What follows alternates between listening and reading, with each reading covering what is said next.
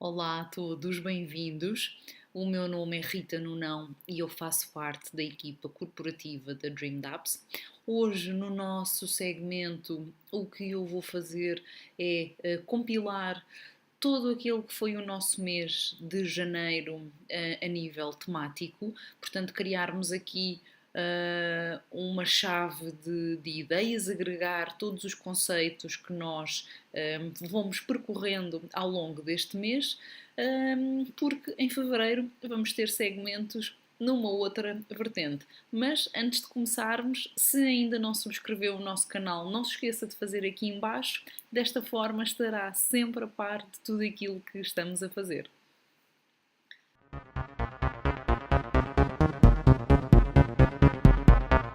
Dream Dabs. The dream is now. Muito bem, vamos a isso. Portanto, vamos começar fazendo, como eu vos disse no início, a conjugação de todos os temas dos segmentos do mês de janeiro. Portanto, obviamente, começamos a falar do Bitcoin. O Bitcoin, como ficou claro ao longo destes segmentos, é uma criptomoeda descentralizada, portanto, é uma forma de dinheiro eletrónico. Ela foi inicialmente apresentada em 2008 por um programador ou por um grupo de programadores, enfim, não sabemos, não se virá provavelmente a saber.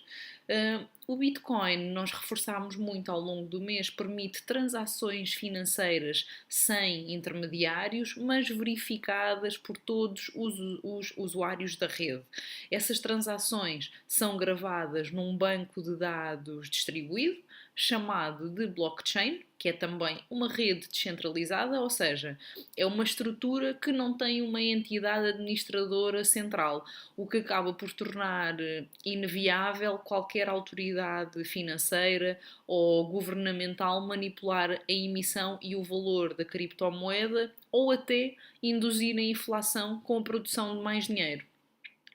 No entanto, é claro que grandes movimentos especulativos de oferta e procura influenciam a oscilação do valor desta moeda no mercado de câmbio, não é? Portanto, ele é definido livremente durante as 24 horas do nosso dia. Nós falámos também no âmbito financeiro e contabilístico internacional, o Bitcoin pode ser enquadrado em alguns termos. Em ativo especulativo, que é um bem material, em dinheiro commodity, que é no fundo uma mercadoria, em unidade de conta, que é um bem de troca, e por ser empregado como meio de troca e por possuir uma escassez relativa além de cotação própria,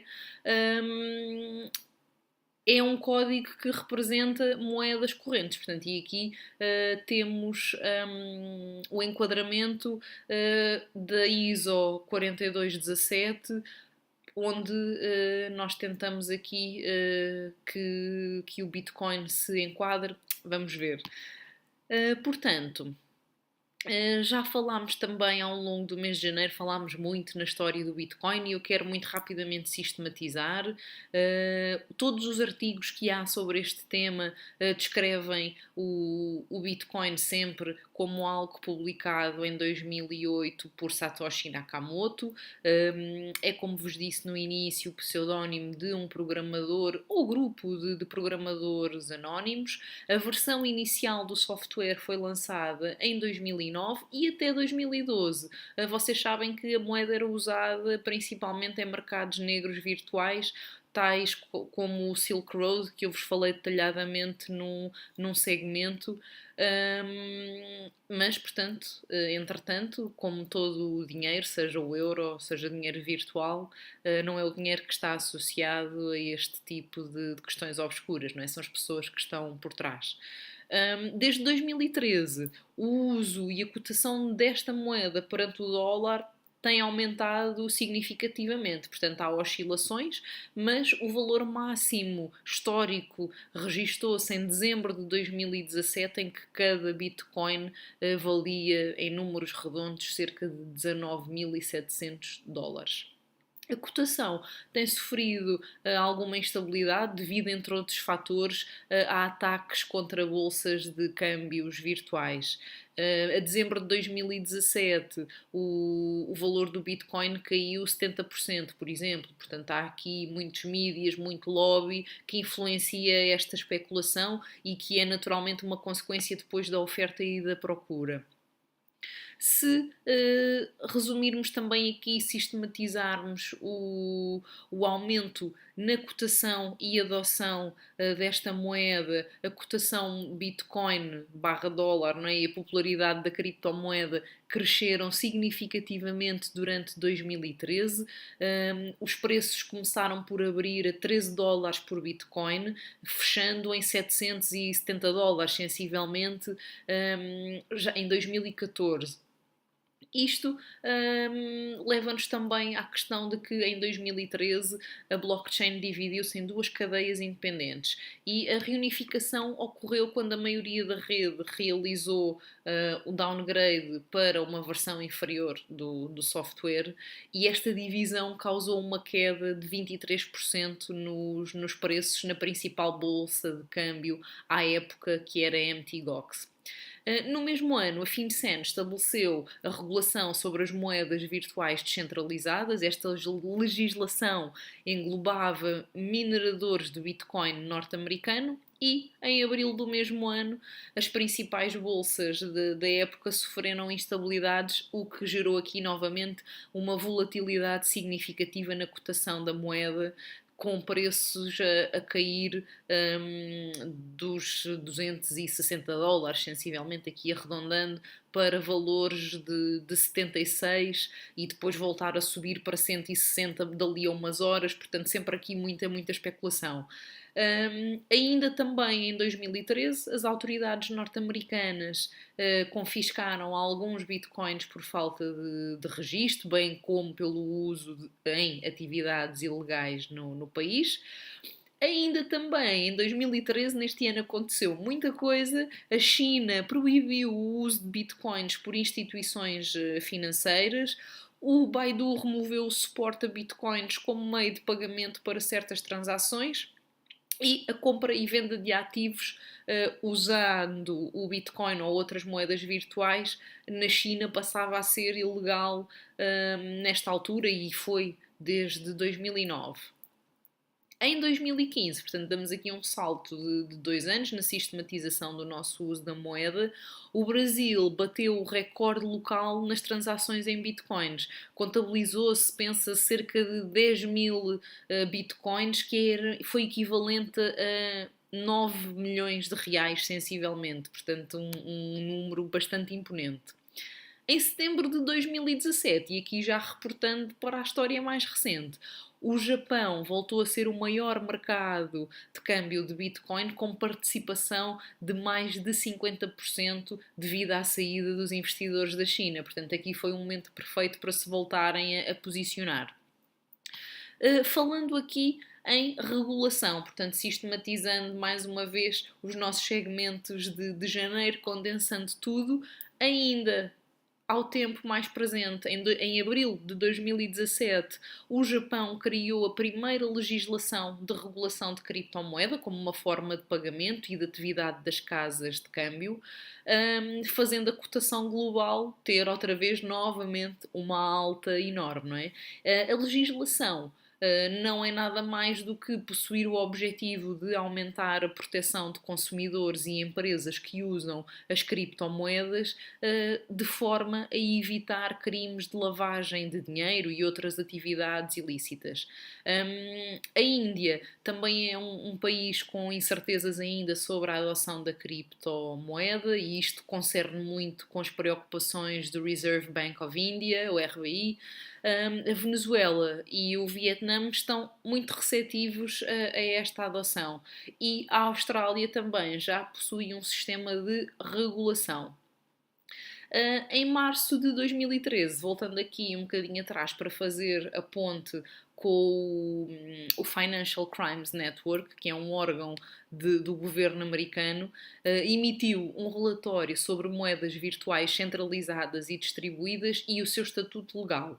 Esse relatório classificou as moedas digitais e outras formas de pagamento, inclusive o Bitcoin, como moedas virtuais por não estarem sob a autoridade de nenhum governo específico. E isso nós já sabíamos, não é? Mas o que acontece é que o Financial Crimes Network eximiu os usuários americanos do Bitcoin de quaisquer obrigações legais referentes à moeda por considerar que não havia regulação. No entanto, o órgão determinou também que quaisquer partes que imitam moedas virtuais, e isto inclui os mineradores de Bitcoin, deviam obedecer à legislação específica caso vendessem a sua moeda virtual em troca de moeda nacional. Além disso, o Financial Crimes Network declarou também ter autoridade regulatória sobre organizações que usem o Bitcoin como um meio de pagamento ou de câmbio e, por exemplo, em caso de atividades suspeitas, os grandes sites de troca de Bitcoin seriam obrigados a informar as autoridades os dados sobre as negociações investigadas, da mesma maneira que instituições financeiras tradicionais têm que fazer. Voltando, perdão, a 2017, meados de setembro, no Brasil, ocorreu uma audiência pública da Comissão Especial sobre Moedas Virtuais da Câmara dos Deputados e aqui para debater sobre os crimes no mercado das moedas virtuais. Foi convocado a representação do Ministério Público Federal, foi também debatido o projeto de lei que pretende enquadrar as moedas digitais na lei de arranjos de pagamentos sobre a supervisão do Banco Central. Portanto, houve aqui muito movimento no caminho da regulamentação. E em 2018 a Alemanha legalizou as criptomoedas, entre elas o Bitcoin, como um meio de pagamento isento de impostos. As transações, portanto, são a parte mais apetecível desta temática. A transferência das criptomoedas na rede Bitcoin ocorre através de transações entre o endereço remetente e o destinatário, portanto é algo imediato com baixas taxas e isto nós temos que ver naturalmente como uma vantagem, não é? Com tudo o que isso traz. Falámos também ao longo dos segmentos deste mês nas carteiras e uma carteira digital armazena as informações que são necessárias para ocorrer as transações de criptomoeda e embora as carteiras frequentemente sejam descritas como um lugar para armazenar os bitcoins, uma descrição melhor para uma carteira seria a de um meio para armazenar as credenciais digitais que permitem a um utilizador usar os seus fundos. As carteiras, se lembram, eu indiquei-vos que utilizam criptografia de chave pública, na qual duas chaves criptográficas são geradas, uma pública e uma privada. A privada é responsável pelo acesso de fundos da carteira, enquanto que a pública pode ser divulgada para o recebimento de fundos. Portanto, tem aqui uma estrutura de segurança que é entendível e bastante facilitadora. Depois, portanto, falámos também na questão da posse, o que é que isso implica, não é? Implica que a posse de bitcoins indica que um utilizador tem a habilidade de usar e gerir as criptomoedas associadas a um endereço específico. Para fazer isso, o comprador deve assinar digitalmente a transação usando a tal chave privada correspondente ao seu endereço. Não é possível assinar uma transação sem que se conheça anteriormente a chave privada do endereço. Portanto, a rede verifica a assinatura, mas usando a chave pública.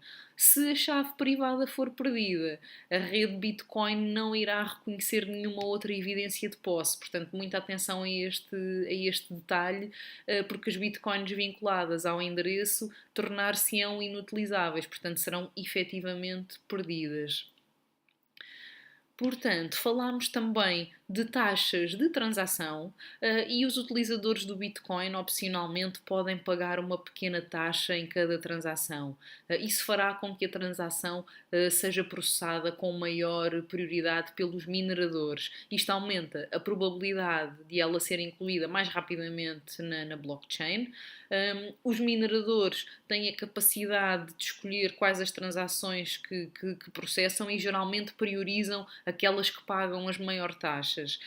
Mas como os blocos se renovam a cada 10 minutos, quer dizer, não temos que ter também a preocupação de ter uma taxação mais alta para ter um movimento mais rápido. O movimento em si é rápido, seja a taxação inferior ou não. As taxas de transação, voltando aqui atrás, são um dos incentivos maiores para que se movimente ativos desta forma. Em relação à compra e venda, nós falámos ao longo deste mês de que os bitcoins podem ser comprados e vendidos tanto online como offline. Os utilizadores de serviços de câmbio online realizam oportunidades de compra e de venda, e o uso de um serviço de câmbio online é possível também, mas mais uma vez, e eu falei muito disto ao longo dos segmentos, escolham sempre um sítio com referências para não haver nenhuma situação menos transparente. Existem já terminais também de autoatendimento para levantamento de bitcoins, portanto aquilo que nós conhecemos pelo comum ATM, que permitem a troca de dinheiro em espécie por bitcoins e vice-versa. As diferenças monetárias que nós falámos também no decorrer deste mês, nós evidenciámos que, ao contrário das moedas ditas normais, a Bitcoin se destaca pelas propriedades tecnológicas superiores e neutralidade da rede. Nenhum administrador ou programador pode controlar a emissão e, com isto, causar inflação ou deflação de Bitcoins devido à sua natureza descentralizada.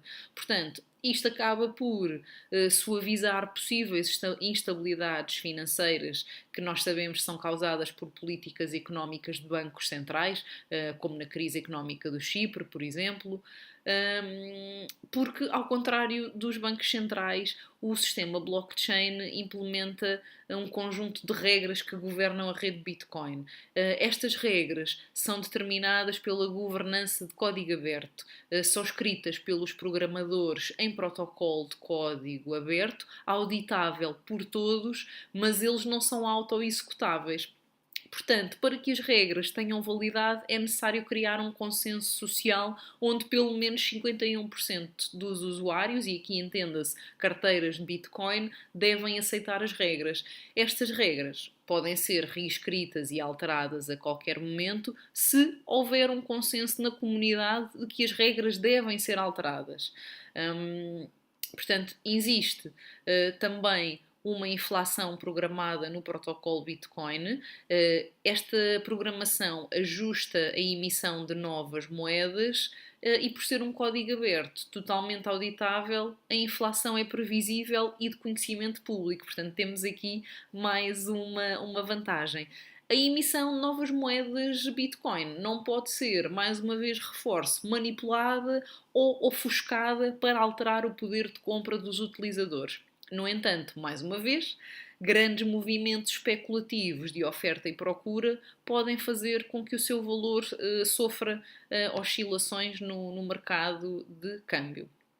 Para terminar aqui com a questão da transação, as transações de Bitcoin são processadas dentro da rede peer-to-peer, portanto, sem a necessidade de um processador financeiro como intermediário entre os participantes da rede.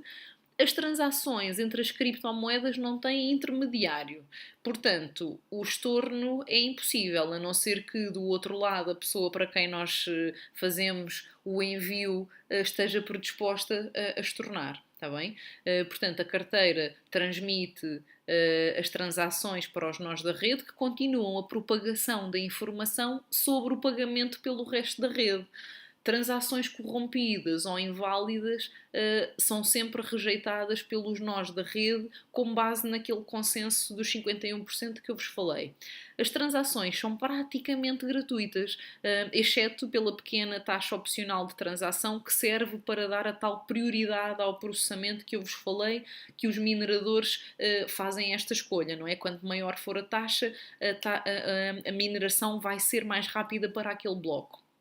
A conversão de moedas fiduciárias para o Bitcoin e vice-versa é feito em sites de câmbio Bitcoin. Nós temos variadíssimos. Eu partilhei alguns, penso que 9 ou 10 convosco num dos segmentos de janeiro. Portanto, é aí uma grande ajuda para estarem também sempre a par. Está bem? Portanto, os resultados, pensando aqui em futuro, em perspectiva, vamos de uma forma transparente pensar, e que é o que toda a gente nos pergunta, quais são as hipóteses de falha incluídas aqui para o Bitcoin. E nós podemos falar em vulnerabilidades que ainda não estejam descobertas no protocolo, e há sempre alguém disposto a encontrar estas coisas, não é? O que pode acontecer é desvalorização da moeda devido à queda da procura, ou repressão por uma autoridade financeira global, que é isso que todos os entendidos na área estão a lutar por uma regulamentação para que nós continuemos a ter uma alternativa ao nosso dinheiro físico que nós usamos atualmente. Mas, no entanto, muito provavelmente seria impossível banir as criptomoedas em todo o mundo. A descentralização, a internacionalização, o pseudo-anonimato que estão incorporadas no ADN do Bitcoin, no fundo é uma reação aos processos contra companhias de moedas digitais centralizadas, não é?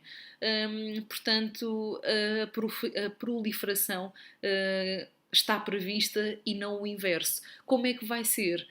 Não sabemos, não é? Mas continuamos aqui sempre a estudar o tema, sempre a reunir a informação mais recente para ir partilhando convosco. Portanto, hoje fizemos aqui uma sistematização de todos os temas que devemos ter na cabeça acerca deste assunto enquanto facilitadores, enquanto